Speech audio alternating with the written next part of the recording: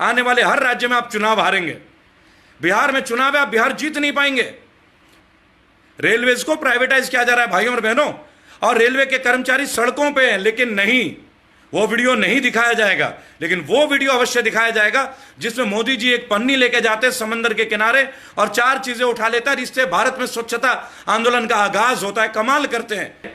आप देखिए, बीजेपी सरकार ने जो तमाम बड़े बड़े अस्पताल बनाए हैं, कोई बताए अमिताभ बच्चन जी को, कोई बताए अनुपम खेर जी को, भैया आप नानावती अस्पताल क्यों जा रहे हो, जाओ ना सरकारी अस्पताल।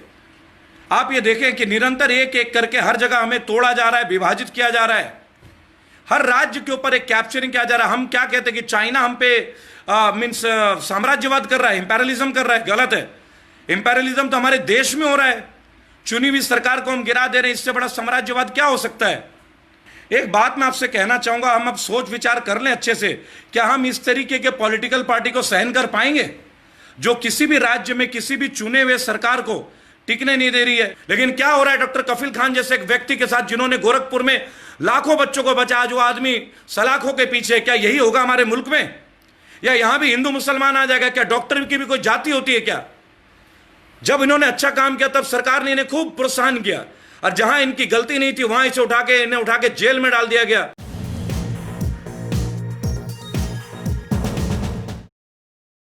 आज क्या हो रहा है आप देखें, आज एक और राज्य खतरे में है, और उस राज्य का नाम है राजस्थान। और यही हो रहा है, और ये लगातार हो रहा है। जैसे कि मैं आपको बताता आ रहा हूं कि किस तरीके से, किस प्रोसेस से लोगों को जबरदस्त तरीके से, जबरदस्ती से कब्जा किया जा रहा है। ऐसा लग रहा है मानो कि आप अपने घर को कब्जा कर रहे हैं किसी के साथ मिलके।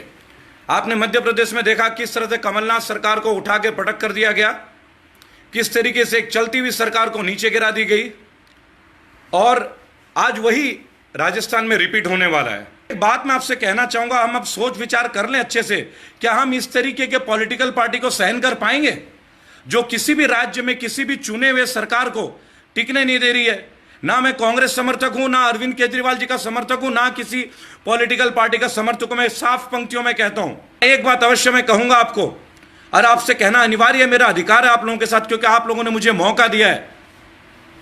एज ए रेबल मुझे यह मौका मिला है आप लोगों के आशीर्वाद से, सानिध्य से। आप ये देखें कि निरंतर एक एक करके हर जगह हमें तोड़ा जा रहा है, विभाजित किया जा रहा है, हर राज्य के ऊपर एक कैप्चरिंग किया जा रहा है। हम क्या कहते हैं कि चाइना हम पे मीन्स साम्राज्यवाद कर रहा है, इंपेरियलिज्म कर रहा है। गलत है। इंपेरियलिज्म तो हमारे देश में हो रहा है। चुनी हुई सरकार को हम गिरा दे रहे हैं, इससे बड़ा साम्राज्यवाद क्या हो सकता है। और बीजेपी के जो फॉलोअर्स हैं, एक बार केवल अपने दिल पे झांक के मैं आपका छोटा भाई बनकर अनुरोध करता हूं, आप ये सवाल पूछिए, बीएसएनएल क्यों खत्म हो गया? बीएचएल के साथ क्या समस्या है? एलआईसी तो प्रॉफिट में थी, क्यों हो रहा है ऐसा? इंडियन रेलवेज क्यों बेची जा रही है? एयरलाइंस क्यों बेची जा रही है? एयरपोर्ट्स क्यों बेची जा रही है? क्यों हमारे फ्लाईओवर्स का कॉन्ट्रैक्ट चाइना को मिला? चाइना से लड़ाई हुआ तो कॉन्ट्रैक्ट कैंसिल कर रहे हो, पहले क्यों दिया आपने? एक बार आप सोचिए। बीजेपी के जो मेरे भाई है, जो आप लोगों ने आंख बंद कर लिया ना, ये नहीं चलेगा। हम बहुत नीचे जा रहे हैं, हम बहुत पीछे जा रहे हैं, हम बहुत पीछे जा रहे हैं भाइयों और बहनों। आप इसको कंपेयर करके देखिए, drastically we are going behind, we are not coming forward. You have to understand this concept. Private स्कूलों का शोषण हम बर्दाश्त करें, प्राइवेट अस्पतालों का शोषण हम बर्दाश्त करें। आप देखिए, बीजेपी सरकार ने जो तमाम बड़े बड़े अस्पताल बनाए हैं, कोई बताए अमिताभ बच्चन जी को, कोई बताए अनुपम खेर जी को, भैया आप नानावती अस्पताल क्यों जा रहे हो, जाओ ना सरकारी अस्पताल, कराओ ना वहां पे चिकित्सा। बीजेपी गवर्नमेंट ने इतने बड़े बड़े काम कर दिए। आप तो गुजरात के ब्रांड एम्बेसडर बन गए थे, अमिताभ बच्चन जी। अमिताभ बच्चन जी, आप महानायक है, मैं सम्मान करता हूं, आप गुजरात के ब्रांड एम्बेसडर बने थे। याद होगा आपको टूरिज्म, गुजरात टूरिज्म का। आज आप क्यों नहीं कोई गवर्नमेंट हॉस्पिटल में ट्रीटमेंट कराते? आप क्यों जा रहे हैं नानावती अस्पताल में? आप जाइए, सरकारी फैसिलिटीज लीजिए, बताइए ना लोगों को आके कि सरकारी अस्पताल में कितनी फैसिलिटीज हमें मिल रही हैं जो केंद्र की सरकार ने दी हैं। आप बताइए, आयुष्मान भारत के अंतर्गत कितने मदद हो रही है। आप क्यों नहीं जाते सर? आप लोग इतने बड़े बड़े लेक्चर्स दे देते हैं। आप लोग क्या समझते हैं, बड़े बड़े फिल्म स्टार हो गए आप लोग, तो आप लोग जो बोलेंगे वो हमें सुनना पड़ेगा। अमिताभ बच्चन जी को कोरोना होता है तो पूरी मीडिया उमड़ के आती है, और बड़े बड़े हमारे वरिष्ठ सेना के जो लोग हैं, पदाधिकारी हैं, जो पूर्व के जो कर्मचारी हैं, उनको कोरोना होता है, उनकी डेथ हो रही है, उसके ऊपर मीडिया का कोई आंख ही नहीं है। कांग्रेस के और आपको तृणमूल कांग्रेस के, राष्ट्रीय जनता दल के लोगों में इतने गुण देखते हैं, तो एक काम कीजिए, आप बीजेपी का नाम हटा के इन्हीं के अंदर आप ले लीजिए, अपना सदस्यता आप इनमें ले लीजिए। आप तो एक एक करके सारे राज्यों के साथ जो कर रहे हैं तो हनन है। ये तो एक हनन है, ये तो एक राजनीतिक हत्या हो रही है। आप समझे, इस देश की गरिमा का सवाल है, हमारा देश का नाम खराब होता है। क्या राष्ट्र से बड़ा कोई पार्टी हो सकता है? क्या मैं राष्ट्र से बड़ा हूं? क्या आप राष्ट्र से बड़े हैं? सबसे पहले भारत, फिर मेरे लिए धर्म, फिर मेरे लिए जाति, फिर मेरे लिए अपनी identity. The first identity for me is my country. India is my country and I am very proud of it that I am a proud Indian and I believe every one of you from BJP also should believe in this. केवल ये भाषणों में तक सीमित नहीं रहनी चाहिए। आप लोगों ने तो कमाल कर दिया, एक पर एक राज्य। यहां देश कोरोना से जूझ रहा है, आपके राजनीतिक महत्वाकांक्षा ही पूरी नहीं होती। एक महीना नहीं बीतता, आप हर जगह ही स्थिति कर देते हैं। कल को आप और स्थिति ऐसे करने वाले हैं। क्या हो रहा है? आप महबूबा मुफ्ती के साथ गवर्नमेंट बनाते जम्मू कश्मीर में, और उसके बाद आप 2 कदम चल नहीं सकते, फिर उनकी तारीफें शुरू कर देती हैं। आप किस तरह की तारीफें? जनता सुनती है आपको। ईस्ट इंडिया कंपनी भी अच्छी थी, कम से कम जो नीचे काम करते थे उनका सम्मान तो करते थे। आप तो कुचल रहे हैं हमें। भाई और बहनों, एक बहुत बड़ा प्रकरण चल रहा है जो आप लोग कभी गौर नहीं कर रहे हैं। भारतीय रेल व्यवस्था को बचाने के लिए रेल यूनियन के जो लोग हैं सड़कों पे हैं, लेकिन कोई भी मीडिया उन्हें देख नहीं रही है, दिखा नहीं रही है। एक भी मीडिया में वो वीडियो शो नहीं हो रहा है, क्योंकि रेलवेज को प्राइवेटाइज किया जा रहा है। रेलवेज को प्राइवेटाइज किया जा रहा है भाइयों और बहनों, और रेलवे के कर्मचारी सड़कों पे हैं। लेकिन नहीं, वो वीडियो नहीं दिखाया जाएगा। लेकिन वो वीडियो अवश्य दिखाया जाएगा जिसमें मोदी जी एक पन्नी लेके जाते हैं समंदर के किनारे और 4 चीजें उठा लेता है, जिससे भारत में स्वच्छता आंदोलन का आगाज होता है। कमाल करते हैं। How can we all be so hypocrites? We can't do like this in our country. We have some responsibilities to our country, we need to fulfil them as a good citizen, as a noble citizen. मैं जानता हूं बहुत कष्ट हो रहा है, मैं जानता हूं इस बात को, लेकिन इस कष्ट को लड़ने की भी तो हमारी क्षमता होनी चाहिए ना। ऐसे नहीं बन सकते भाई और बहनों।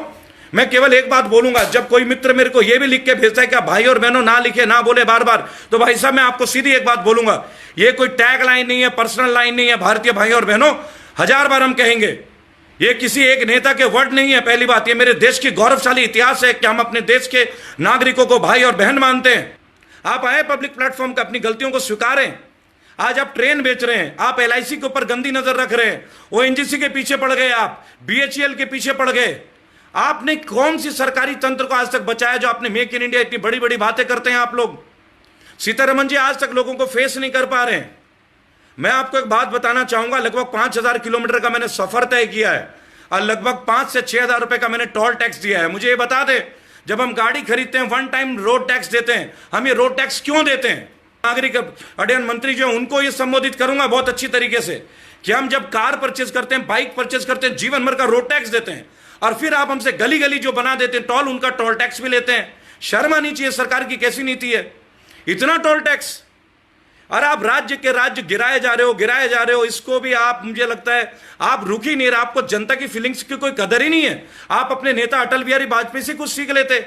इतने महान नेता, इतने महान व्यक्तित्व जिनको लिए हम इतने समर्पित हैं, विपक्ष उनके लिए खड़े होकर तालियां बजाया करते थे। आप सीखिए कुछ, आप अनुसरण कीजिए। क्या बना रखा है आप लोगों ने? लोग तरस तो रहे हैं, लोग सड़कों में, लोग गरीबी से मर रहे हैं। यूपी में भी 3 दिन तक इन्होंने बोला कि हम कर्फ्यू कर देंगे, ये बंद कर देंगे, बंद कर दीजिए।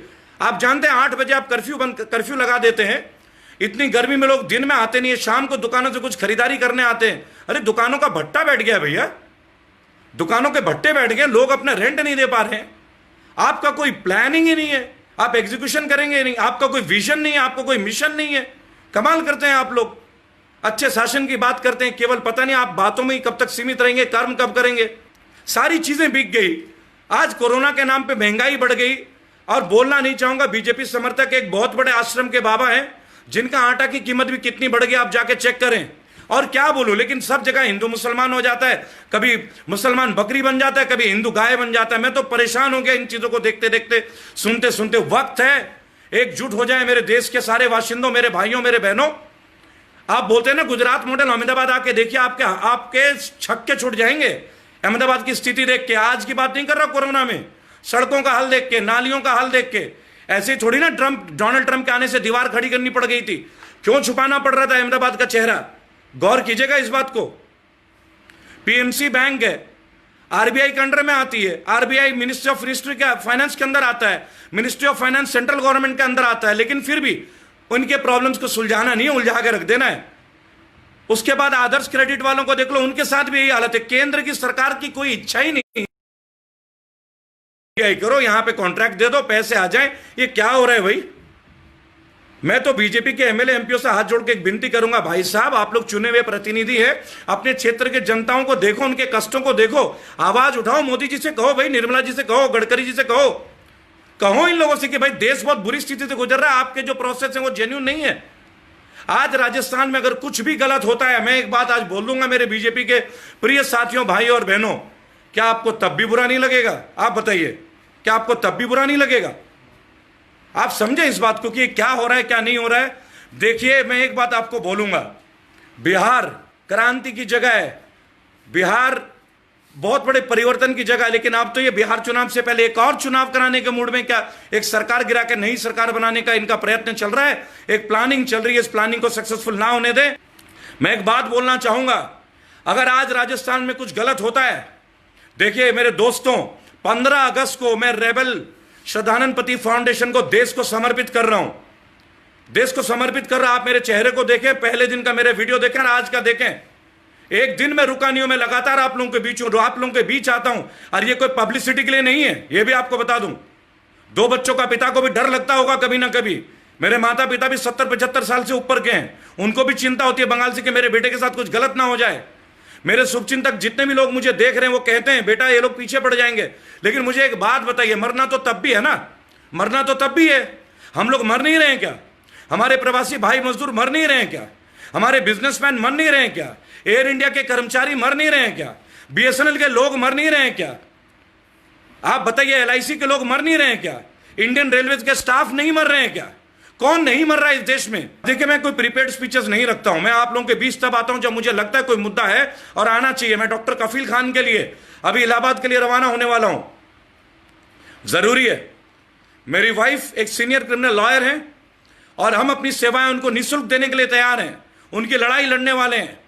उनके ऊपर जो धाराएं अब तक जमानत हो जानी चाहिए थी डॉक्टर कफील खान की, लेकिन क्या हो रहा है, डॉक्टर कफील खान जैसे एक व्यक्ति के साथ जिन्होंने गोरखपुर में लाखों बच्चों को बचाया, जो आदमी सलाखों के पीछे, क्या यही होगा हमारे मुल्क में? या यहां भी हिंदू मुसलमान आ जाएगा? क्या डॉक्टर की भी कोई जाति होती है क्या? जब इन्होंने अच्छा काम किया तब सरकार ने इन्हें खूब प्रोत्साहन किया, और जहां इनकी गलती नहीं थी वहां इसे इन्हें उठा के जेल में डाल दिया गया। मेरे राजस्थान के वीर साथियों, आप सीएम से मिले, गहलोत साहब से मिले, मेरा अनुरोध होगा सचिन पायलट जी से, बड़े भाई, मैं भी ग्रेटर नोएडा से हूं, मैं गुजरों में रहता हूं, दिन रात गुजर भाई हैं जो उन्होंने मेरे को इतना सपोर्ट किया। कचड़ा वर्षाबाद के लोगों के बीच भी मैं रहा, आप जानते हैं कि मैं रहता हूं लोगों के बीच। ये काम ना करे, ये काम कृपया ना करे, इस सरकार को ना पलटने दे, देश को इस तरीके की दिशा में ना ले जाएं। हम बहुत थक रहे हैं, हम बहुत परेशान हैं इस देश की स्थिति को देख के। हर औरत आज की डेट में सुरक्षित महसूस कर रही है। आप राजधानी की बात करते हैं, जब ये लोग दिल्ली की बात करते हैं, इनके शासित प्रदेशों में देख लीजिए, उत्तर प्रदेश में तो आपने देख ही लिया, आपने देख लिया उत्तर प्रदेश में क्या हुआ। 8 लोगों की हत्या कर दी गई, वो भी पुलिस वाले। मजाक है क्या? मजाक है? मैं कहता हूं कातिल को सजा भी अच्छी, लेकिन क्या यही सब होता रहेगा? भाइयों और बहनों, आप केंद्र की सरकार को गौर कीजिए, अगर ये दूसरी बार इस तरीके से आ गई तो क्या हो सकता है, नहीं हो सकता, मुझे कहने की आवश्यकता नहीं है। इन पंक्तियों के साथ मैं आज का आपकी मीटिंग को सलाम करता हूं, और मैं आपको कहना चाहूंगा 15 अगस्त को रेबल श्रद्धानंद पति फाउंडेशन आपको समर्पित होगा। और एक बात मैं और कहना चाहूंगा इसी मंच के माध्यम से, लोग कहते हैं ना कई बार कि लाल किला मुगलों ने बनाया, मुगलों ने बनाया। मेरे बीजेपी के साथियों, कई बार ये सब आते हैं व्हाट्सएप पे मैसेज। एक बात मैं आपसे कहूंगा, प्रधानमंत्री जी से कहें ना कि 15 अगस्त को लाल किले से क्यों फहराते हैं, बना लीजिए कोई और प्लेटफॉर्म, किसी ने रोक रखा है क्या? आपने तो स्टैच्यू ऑफ यूनिटी बनाया, वहीं से कर लीजिए। आपको किसने कहा कि 6 साल से लगातार राष्ट्रीय ध्वज आप वहां से फहराएं? आप इस्तेमाल भी उन्हीं चीजों को करेंगे जो पुरानी की गई हैं। आज के डेट में आपका कोई नया अस्पताल काम नहीं आया, जो पुराने सरकार ने बनाया उन्हीं अस्पताल को आप इस्तेमाल कर रहे हैं, लेकिन उन्हीं सरकारों को आप गिरा रहे हैं। ये अच्छी बात नहीं है। इससे आपके राजनीतिक महत्वाकांक्षा, राजनीतिक विफलता का पता चलता है।